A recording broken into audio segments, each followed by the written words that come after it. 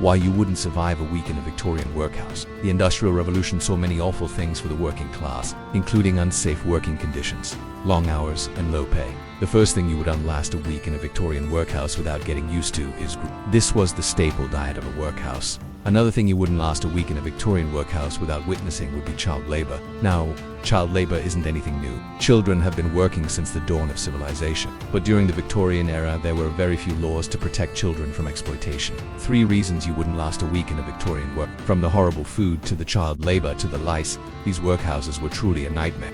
And it's hard to believe that people were actually put in these situations, but they were, and many people died as a result. The Industrial Revolution was a time of great change and upheaval, and the workhouses were a product of that. They were created to try and help the poor and destitute, but they ended up doing more harm than good. These workhouses were a necessary evil, and sadly they still exist today in some form or another. The conditions may have improved somewhat, but the basic premise is still the same. A place where people are sent when they have nowhere else to go. If you want to learn more about the Victorian era, stay tuned for more information. So factory owners were able to get away with employing young children to do dangerous and repetitive tasks. They preferred children because they were cheaper to employ than adults, and they could fit into small spaces. Adults couldn't, so children became known as the perfect worker. Many children started working before the age of 5. That means that some children never got to enjoy childhood at all. They went straight from infancy to adulthood. They were forced to work long hours in dangerous conditions for little or no pay, and it was common for them to be abused by their employers. It was expected that children would work for around 10 to 14 hours a day with very few breaks. These hours were the same whether the child was working in a factory, mine, or on the streets. Children were also denied an education so that they could work instead. This meant that many of them were illiterate and which made it even harder for them to find decent work as they got older. If you grew up in one of these workhouses, it's likely that you would have seen many children come and go. You would have witnessed their descent into adulthood and the harsh realities of the world. If you were a child growing up in one of these workhouses, you probably wouldn't have had much hope for the future. You would have seen firsthand how the system worked, and you would have not have believed that it was there to help you. Gruel was made with water, flour, and sometimes oatmeal. But more often than not, it was whatever cheap grain was available at the time. A third thing you wouldn't last a week in a Victorian workhouse without dealing with is lice. Lice are a type of insect that lives on the human body and feeds on blood. They're most commonly found in places where people live in close proximity to each other, such as schools, hospitals, and yes, during the Victorian era, there were very few public health laws in place, and the ones that did exist were rarely enforced. This meant that diseases like cholera and tuberculosis were able to spread easily through the population. It also meant that there was no effective way to control the spread of lice.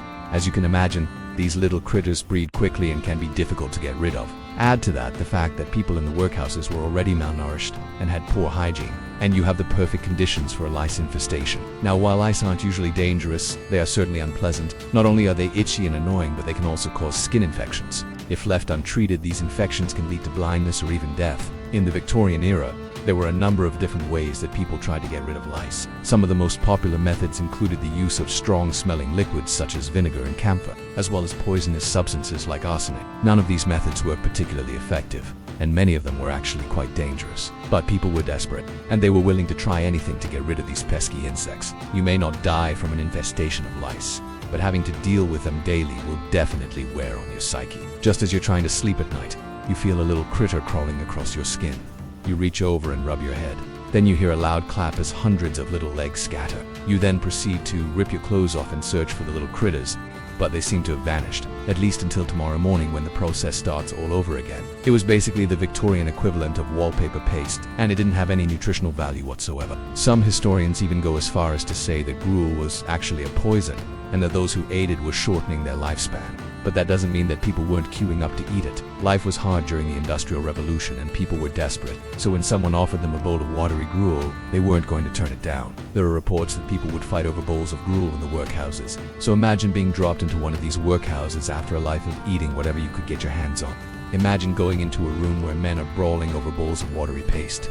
But sadly, it happened. One of the most famous writers of the era, Charles Dickens, wrote about how gruel was served in the workhouses in his book Oliver Twist. In the book, he describes how the children are served gruel in a disgusting manner that causes fights and chaos. He also writes about how the adults in the workhouse are too proud to eat the gruel, so they just let it go to waste. Dickens really captures the feeling of despair and hopelessness in a workhouse here. But there was some good news if you were a poor person living in the city, because now you could go to a workhouse, get fed, have a roof over your head, and make enough money to survive. But life in a workhouse wasn't all sunshine and roses, and the people who lived there knew that it was only a matter of time until they had to leave and face the harsh realities of the outside world again. Today we look at why you wouldn't last a week in a Victorian workhouse. Viewer discretion is advised for this video, as some of this video may be offensive or disturbing. We, the makers of this video, in no way support or condone the actions of the subjects featured: gruel, child labor.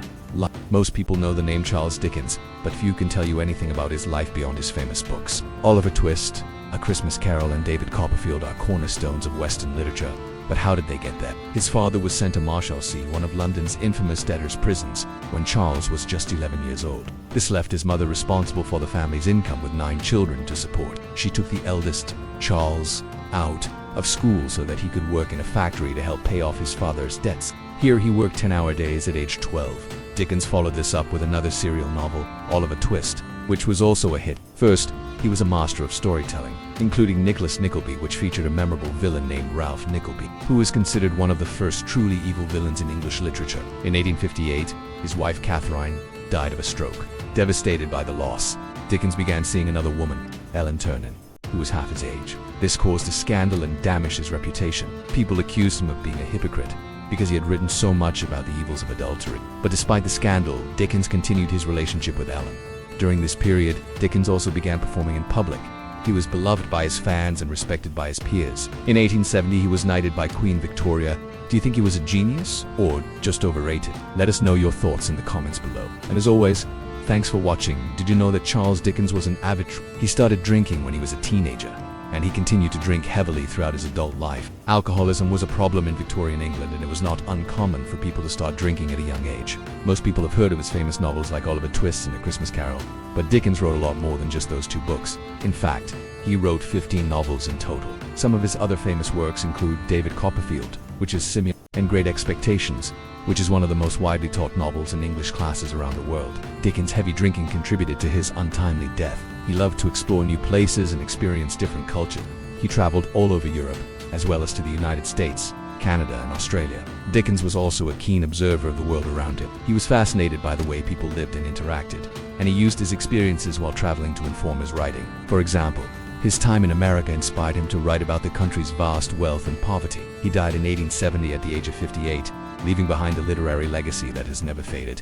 He would read his stories to large audiences, and the crowds would go wild. This helped to promote his books and make him even more popular. His plots were always engaging, and his characters were well developed. Second, his books dealt with social issues that were relevant to his readers. Poverty, crime, and injustice were all things that people could relate to and cared about. Third, he was very savvy about how he marketed his books. Serial publication was risky, but it paid off for Dickens because it generated more publicity and created a sense of anticipation among readers. Finally, Dickens was a tireless worker. He wrote for hours every day, often finishing a book in just a few months. This is a testament to his dedication and work ethic. By the time Oliver Twist was finished, Dickens was making around £1,500 a year from his novels alone. This was more than enough to support him and his family comfortably, so he quit his job as a journalist and became a full-time writer, standing at a machine for up to 10 hours a day. This experience would later inspire some of his most famous works. Born in 1812, Dickens' childhood was marked by poverty and hardship. He read his stories to huge crowds of up to 20,000 people per night, but he was less than impressed by what he saw of American society.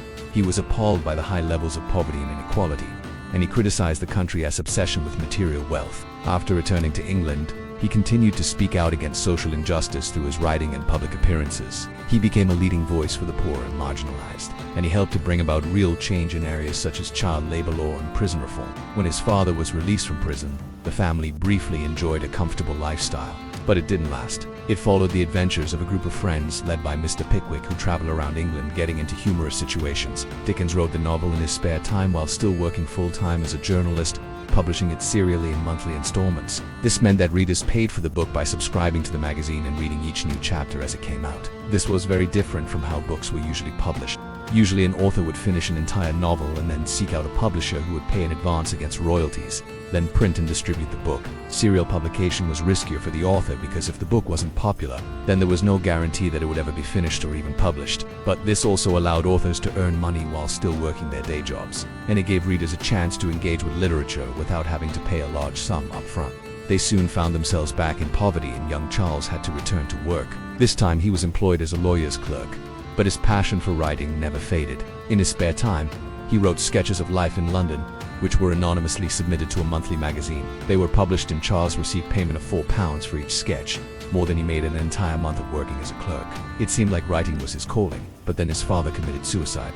Charles, now 22, became the man of the house and the primary breadwinner. He married Catherine Hogarth and began working as a parliamentary reporter, writing up debates for the Mirror newspaper. He was successful in this job and eventually became a shorthand writer and leader writer for the Morning Chronicle. His job was to write leading articles on current events. At this point, he was making around £75 per year. Not bad for a writer, especially considering he'd once been a child worker earning £9 per year. While working as a journalist, Dickens began writing his first novel, The Pickwick Papers. The Pickwick Papers was an instant success, selling over 30,000 copies in its first run. Dickens' success as an author can be attributed to a number of factors. So now that Charles was a full-time novelist, he could focus all his attention on writing. He produced several more successful books. At the height of his career, Dickens traveled to the United States on a 6-week tour. Despite his success, Dickens' personal life was marred by tragedy. In the final years of his life, Dickens continued to write and perform. Now let's look at some facts about Dickens you probably didn't know. Did you know that Charles Dickens was a heavy drinker? Speaking of alcohol, did you know that Charles Dickens has a drink named after him? It's a cocktail made with gin vermouth and orange bitters. Now let's talk about some lesser-known works by Charles Dickens. What do you think of Charles Dickens? London, 1831. Graveyards were no longer peaceful resting place. Were hunting grounds. In the shadows of the city, a group of men did the unthinkable, who murdered victims and sold the bodies to medical schools. But in London, a gang led by John Bishop and Thomas Williams took it a step further. They didn't just rob graves, they made their own. Supply didn't meet demand, so body snatching became a profitable black market business. Back then, poverty and disease went hand in hand. Then they would leave the body for a week or so, allowing it to bloat and decay. This made it harder to identify the corpse, increasing the chances that a family member would claim it and allow for its burial. And since the body was already decomposed, it was perfect for dissection. Anyone who could be easily manipulated or coerced. No one was safe. Kill someone without leaving marks. They brought the body of a 14-year-old boy to a medical examiner, claiming that he died of cholera. Something about the corpse didn't seem right. When pressed, the medical examiner noticed that the body bore no visible signs of disease. Moreover, no grave had been robbed. Suspicion fell upon the sellers, leading them to confess to a series of murders, leaving the corpse with a natural look, as though they died from illness. This innovation allowed the burkers to operate freely, selling their wares to the highest bidder without raising suspicion. The Anatomy Act of 1832 was passed, which allowed doctors to legally obtain unclaimed bodies from workhouses. This effectively ended the black market for corpses, and the reign of the body snatchers came to an end, revealing that he and Thomas Williams had been selling the bodies to medical schools for cash. The public was horrified. Join me for more tales of terror as we explore the darker side of human experience. If you dare, subscribe and let's uncover more spine-chilling stories together. The very people who had sought to advance knowledge were now implicated in a series of gruesome murders. The London burkers remain a chilling reminder of the lengths to which some will go for knowledge and the price that some will pay for it. It was easy to find people desperate for a few shillings who would only be missed if they disappeared. Perfect targets for the London burk. No physical signs to point to foul play. It was a method so diabolical that it shocked even the hardened medical examiners of the time. People started noticing that some corpses looked too healthy to be dead, knowing that no one would want to be anywhere near those who were ill. Smallpox, cholera, the plague, nothing was too gruesome. The trial that followed was the talk of the town. The sicker the body, the better. After all, no one would miss a corpse that was too diseased to be buried properly. You see, if a body was stolen from a recently dug grave, it would be fresh and might not show signs of decomposition. Ironically, to teach future generations of anatomists. Even in death, they were exploited. Their remains used to advance the very science that had contributed to their demise. But if it was taken from a body, well, it would look like it had been dead for weeks. Plus, who would stand around watching their loved one being buried only to have them stolen away in the middle of the night? The body snatchers were onto something.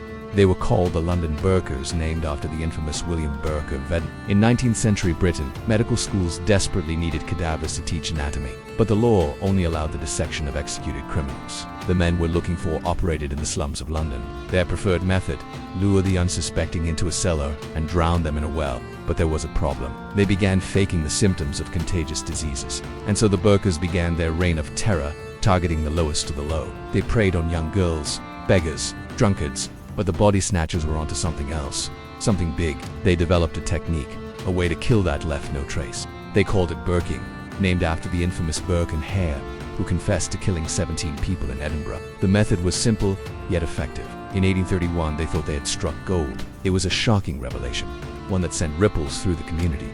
The men were arrested and charged with murder. In court, the truth came out. John Bishop admitted to murdering at least 16 people. Both Bishop and Williams were found guilty and sentenced to death. They were hanged in front of a crowd. Their bodies later handed over to medical schools. Their skulls are said to be in the Hunterian Museum. Labeled Exhibit A and B, the aftermath was swift and decisive. But their legacy lived on, haunting the cemeteries and the history books of London. They killed for science, driven by greed and desperation, leaving behind a trail of horror and fear. This is a spooky story from the channel. Yes, afternoon tea with the upper class. Do you wish to attend one of these exclusive events? Perhaps you've been invited by a friend, or even better, you know someone who knows someone. Well, congratulations. You're about to enter the drawing room of the Dala of society. But hold your horses. The reality is, most servants would rather remain in the background than be the center of attention. They're there to serve, not to socialize. So while it may be tempting to inquire about their day or personal lives, it's best to steer clear of that topic altogether before you start dreaming of cucumber sandwiches and endless pots of tea. Whether you're discussing the latest fashion trends or the weather, it's important to keep the conversation light and pleasant. From finger sandwiches to delectable pastries, each bite is a testament to the chef's culinary skills. However, there's a proper way to enjoy the feast before you dig in. Wait for the host to make the first move. Once they start eating, you have the green light to follow suit. Remember, they've likely had plenty of practice in this setting and know the proper etiquette. Oh, and here's a bonus tip. Don't dip your entire sandwich in the tea. It might seem like a fun idea, but it is more likely to end up with tea all over your hands and an awkward silence as everyone stares at you.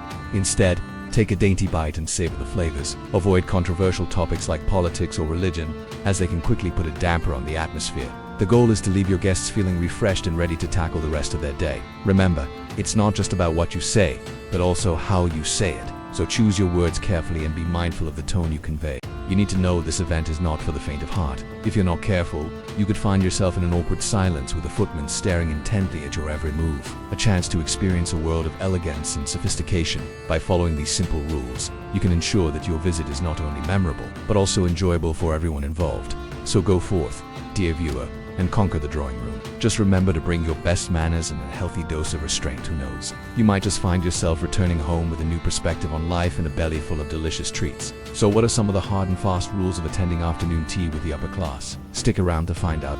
Not only does it allow the host to plan accordingly, but it also gives them time to discreetly inform the servants of your arrival. After all, they must prepare for your every need in advance. If you're running late, don't just barge into the drawing room. The upper class has places to be and people to see.